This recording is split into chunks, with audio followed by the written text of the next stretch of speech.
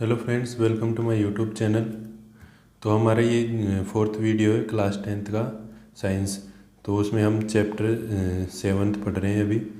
तो उसमें fourth video में अब हम पढ़ेंगे हाइपोथेसिस ऑफ नील्स बोर। हमने पिछले 3 वीडियोस में एटॉमिक थ्योरीज पढ़ी थी। ठीक है, तो जो अपनी हमारी पिछली थ्योरी थी वो रदरफोर्ड की थी। ठीक है, तो रदरफोर्ड की जो लिमिटेशंस थी, जो ड्रॉबैक्स थे, उनको नील्स बोर के द्वारा दूर किया गया। ठीक है, यहाँ पर जो नील्स बोर हैं वो एक साइंटिस्ट हैं जिनके द्वारा जो रदरफोर्ड की कमियां थी उनको दूर किया गया। तो उन्होंने उसको दूर करने के लिए कुछ हाइपोथेसिस दी, यानी कुछ कल्पना की, कुछ थॉट्स बताई अपनी।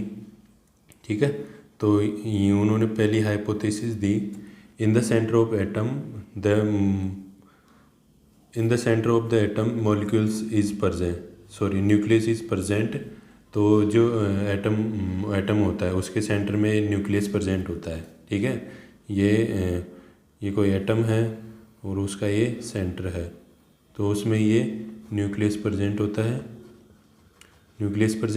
जो ये न्यूक्लियस होता है वो इसमें क्या प्रेजेंट होते हैं, प्रोटॉन्स प्रेजेंट होते हैं। ठीक है, ये प्रोटॉन्स कौन से चार्ज के होते हैं, पॉजिटिव चार्ज। उन्होंने इनको पॉजिटिव चार्ज बोला। ठीक है, पॉजिटिव चार्ज बोला। तो ये इन फर्स्ट हाइपोथेसिस थी। और सेकंड है, the electrons move around nucleus in fixed orbits.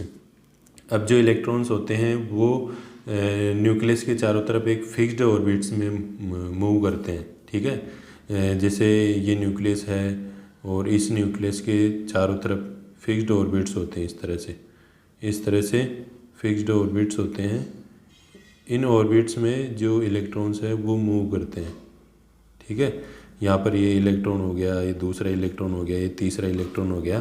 तो इस तरह से जो न्यूक्लियस के चारों तरफ जो फिक्स्ड ऑर्बिट्स होते हैं उनमें इलेक्ट्रॉन्स मूव करते हैं। ठीक है, तो ये जो ऑर्बिट्स हैं इनको हम एनर्जी लेवल भी बोलते हैं।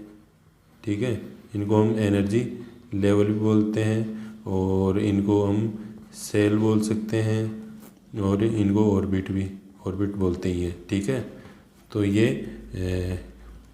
किसके द्वारा बताए गए, नील्स बोर के द्वारा।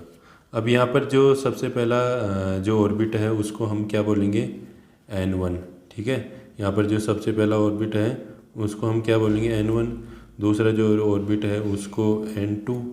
ठीक है, और तीसरा जो ऑर्बिट है उसको हम N3 भी बोलेंगे। और जो इसी तरह से जो फोर्थ ऑर्बिट होगा उसको हम क्या बोलेंगे, N4। ठीक है, और इसको हम N1 ऑर्बिट को हम क्या बोल सकते हैं, और जो N1 ऑर्बिट है उसको हम K बोल सकते हैं। ठीक है, N2 को KL और N3 को M और N4 को N। ठीक है, तो इस तरह से आगे बढ़ते जाएंगे, ये भी आगे बढ़ते जाएंगे। तो इनको N1 फर्स्ट ऑर्बिट को N1 बोलते हैं और सेकंड को N2 और N को N=3, ऐसे इनको बोलते हैं। ठीक है, तो ये किसने बताया, नील्स बोर ने। ठीक है, अब यहाँ पर अगली हाइपोथेसिस है कि जैसे जैसे N बढ़ता है, यानी जैसे जैसे हम ऑर्बिट्स में जाते हैं ऊपर, जैसे N1 N2 N3 N4 या फिर KL MN, इन ऑर्बिट्स में ऊपर जाते हैं तो क्या होता है कि एनर्जी इंक्रीज होती है। यानी सबसे कम एनर्जी किसकी होगी, N1 ऑर्बिट की होगी, जो पहला ऑर्बिट है। और उसके बाद उससे ज़्यादा एनर्जी किसकी होगी, N2 की। और उससे ज़्यादा एनर्जी किसकी होगी, जो अगला ऑर्बिट है। तो इस तरह से हम जैसे जैसे ऑर्बिट्स में ऊपर जाते हैं तो जो एनर्जी लेवल है वो इंक्रीज होता रहता है। ठीक है, तो जो सबसे ज़्यादा एनर्जी किसकी होगी, किस सेल की होगी, जो सबसे बाहर होगा। ठीक है, जो सबसे बाहर ऑर्बिट होगा न्यूक्लियस के, उसकी एनर्जी सबसे ज़्यादा होगी। और जो न्यूक्लियस के सबसे पास वाला ऑर्बिट होगा उसकी एनर्जी सबसे कम होगी। ठीक है, तो ये नील्स बोर के द्वारा बताया गया। अब अगला है, electron can move only in those orbits whose angular movement is equal to NH/2π। तो उन्होंने अगली हाइपोथेसिस बताई कि इलेक्ट्रॉन्स उन ऑर्बिट्स में मूव करते हैं जिन ऑर्बिट्स का एंगुलर मोमेंट NH/2 पाई के इक्वल होता है। ठीक है, NH/2 पाई के इक्वल होता है, यानी सॉरी ये न्यूक्लियस है, इसके चारों तरफ ये ऑर्बिट है। ठीक है, तो उन्होंने क्या बोला कि इलेक्ट्रॉन ऐसे ऑर्बिट में मूव करेंगे जिसका जो एंगुलर मोमेंट है, ये यहाँ पर ऑर्बिट है। ठीक है, तो इस ऑर्बिट का जो एंगुलर मोमेंट होगा, जो एंगुलर मोमेंटम होगा, जो एंगुलर मोमेंट होगा वो किसके बराबर होगा?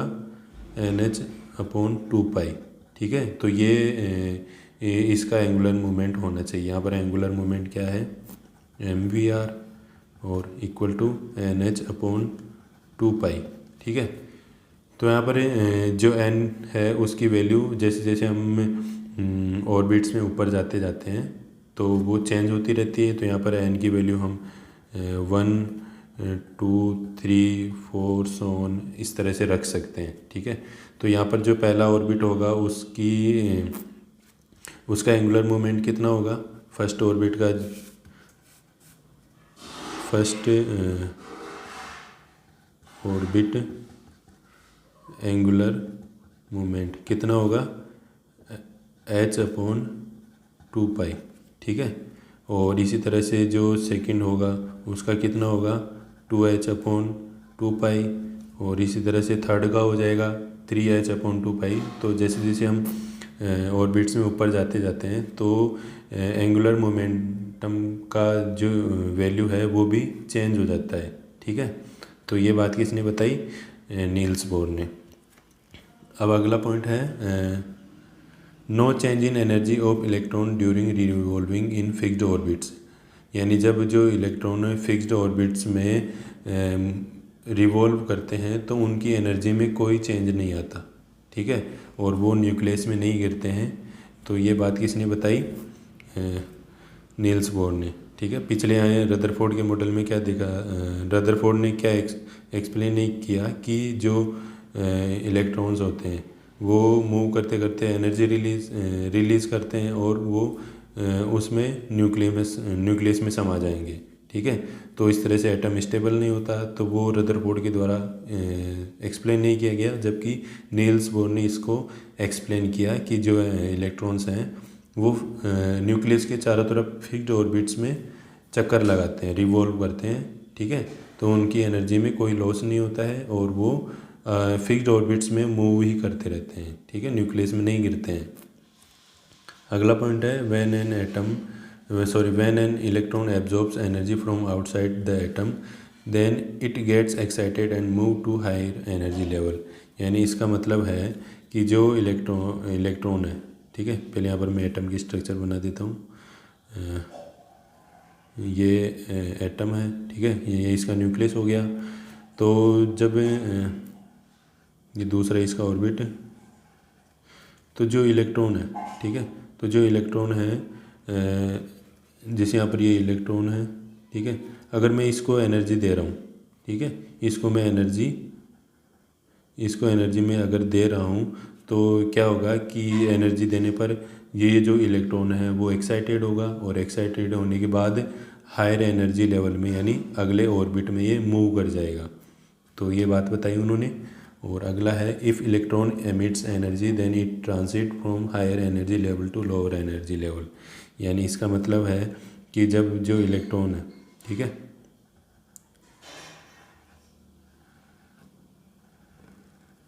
जो इलेक्ट्रॉन है, यहाँ पर ये इलेक्ट्रॉन है, ठीक है, तो अगर ये एनर्जी रिलीज़ करता है, ठीक है, ये एनर्जी रिलीज़ करता है, तो इसका मतलब है कि जब एनर्जी इलेक्ट्रॉन के द्वारा रिलीज़ होती है तो ये निचले ऑर्बिट में चला जाता है। ठीक है, जो इसके नीचे वाला ऑर्बिट है उसमें मूव कर जाता है जब इलेक्ट्रॉन एनर्जी रिलीज़ करता है। अब इसके अलावा उन्होंने एक बात और बताई कि जब जो एटम होता है, ठीक है, तो जो एटम होता है in atom due to absorption and emission of energy by the electron linear spectrum is formed. यानी जब इलेक्ट्रॉन के द्वारा एनर्जी एब्जॉर्ब और एमिट की जाती है, यानी एब्जॉर्ब और एमिट की जाती है, तो उस समय एक लीनियर स्पेक्ट्रम फॉर्म होता है। यहाँ पर देख सकते हैं आप कि एक इस तरह से लीनियर स्पेक्ट्रम फॉर्म होता है। ठीक है, यहाँ पर जो लीनियर स्पेक्ट्रम है, ये लीनियर स्पेक्ट्रम, ठीक है, ये लीनियर स्पेक्ट्रम यहाँ पर एक एनर्जी की फॉर्म है, एनर्जी की फॉर्म है। ठीक है, तो उन्होंने क्या बताया कि जब इलेक्ट्रॉन के द्वारा एनर्जी एब्जॉर्ब या एमिट की जाती है तो उसमें एक लीनियर स्पेक्ट्रम का फॉर्मेशन होता है। ठीक है, तो ये नील्स बोर के द्वारा हाइपोथेसिस दी गई। अब नील्स बोर की कुछ कमियां भी थी, इस मॉडल की कुछ लिमिटेशंस भी थी। ठीक है, ये हर जगह अप्लाई नहीं किया जा सकता, तो हम लिमिटेशंस देखते हैं इसकी।